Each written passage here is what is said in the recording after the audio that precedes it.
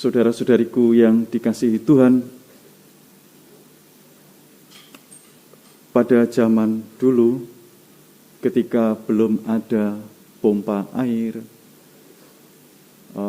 di tempat-tempat tertentu orang menggunakan keledai untuk menimba air.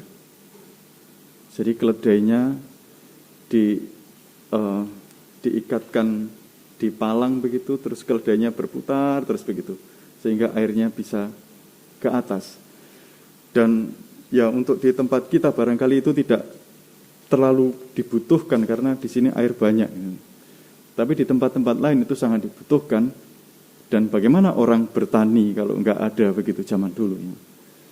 Tapi dengan keledai yang berputar terus begitu mengelilingi sumur berjam-jam, berhari-hari begitu, dihasilkanlah bunga-bunga. Tanpa keledai yang monoton berputar itu, tidak akan ada panenan. Tanpa keledai yang berputar monoton itu, tidak ada orang yang bisa mendapatkan makanan. Jadi, ini soal ketekunan. Ketekunan yang monoton keledai yang semacam itu membawa kehidupan. Demikianlah dalam kehidupan rohani pun dibutuhkan ketekunan yang semacam itu. Dan itu yang bisa setidaknya saya lihat, saya renungkan dari bacaan pertama ini tadi. Ceritanya ada dari nubuat Yeskiel tadi ya. Ceritanya ada orang yang fasik, orang yang bersalah, orang yang berdosa. Dan kemudian hari dia bertobat dan melakukan yang baik. Dan itu dibenarkan. Orang ini dibenarkan, orang ini diselamatkan.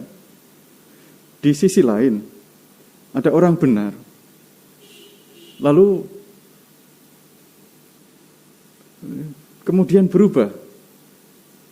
Jadi kebenarannya yang di masa lalu itu sudah tidak ada artinya lagi. Enggak ada artinya lagi.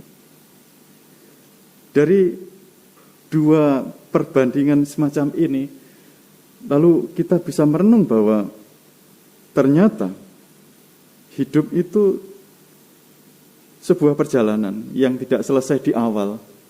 Enggak selesai di awal, dan ini apalagi yang orang baiknya tadi ya, itu membutuhkan ketekunan untuk sampai pada akhir. Butuh ketekunan sampai pada akhir. Hal-hal kecil barangkali. Saudara-saudari, saya mendengar cerita dari seorang romo, tidak di sini, orang dari luar negeri. Dia berkata bahwa romo yang dari kongregasi saya itu sangat jarang yang keluar. Sangat jarang yang keluar. Kenapa?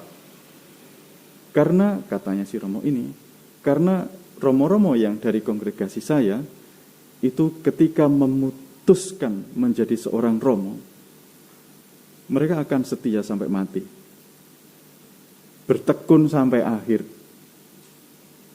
Hal yang sama dia katakan bahwa ini kan kongregasi ada awam-awamnya. Demikian juga dengan keluarga-keluarga yang ikut di kongregasi kami, ordo ketiga sebutlah begitu, itu akan setia sampai akhir, tekun sampai akhir apapun yang terjadi. Sekali keputusan diambil, itu akan terus dipegang, tekun sampai akhir. Itu persis yang dibutuhkan dalam bacaan pertama tadi, orang tekun sampai akhir. Saudara-saudari, mari kita pun juga di masa prapaskah semacam ini bertekun dalam hal-hal yang kecil, karena dengan ketekunan pada hal-hal yang kecil itulah, seperti keledai tadi, akan banyak buah yang bisa kita hasilkan di dalam hidup kita. Semoga berkat Tuhan melimpah untuk Anda sekalian. Amin.